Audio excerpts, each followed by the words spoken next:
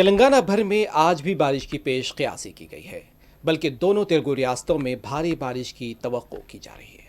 حیدرآباد سمیت ریاست کے مختلف اضلاع میں آج بھی آسمان ابرآلود رہا۔ محکمہ موسمیات نے آج تلنگانہ کے مختلف اضلاع کے لیے بھاری بارش کی پیش قیاسی کے ساتھ ساتھ اورنج الرٹ بھی جاری کیا ہے۔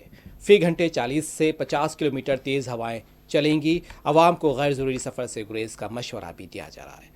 ادھر حیدرآباد میں واٹر لاگنگ کے خدشات کے تحت انتظامیہ چوکس ہے، جبکہ ٹریفک مسائل کا بھی سامنا کرنا پڑ سکتا ہے۔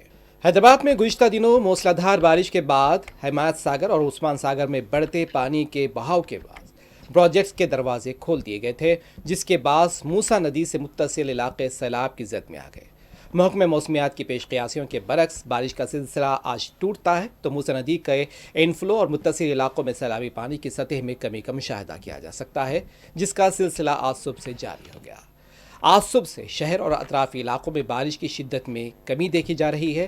حیدرآباد میں بوندا باندی آج صبح رہی، تاہم بعد میں یہ سلسلہ بھی ٹوٹ گیا، اور جس کے بعد اہل شہر کو اگلے کچھ گھنٹوں میں مزید راحت کا احساس بھی ہو سکتا ہے۔ تاہم شہر سمیت پوری ریاست میں آسمان آج بھی ابرآلود ہے۔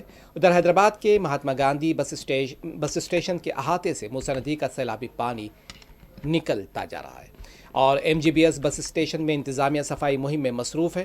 بس اسٹیشن کے احاطے میں سیلابی پانی کے ساتھ ساتھ کیچڑ بھی پھیل گیا تھا، جس کی صفائی کی جا رہی ہے۔ اضلاع سے آنے والے کچھ بسوں کو دوپہر کے اوقات سے بس اسٹیشن میں داخلے کی اجازت دی جا سکتی ہے، تاہم بسوں کے عام داخلے کی اجازت اب بھی نہیں ہے۔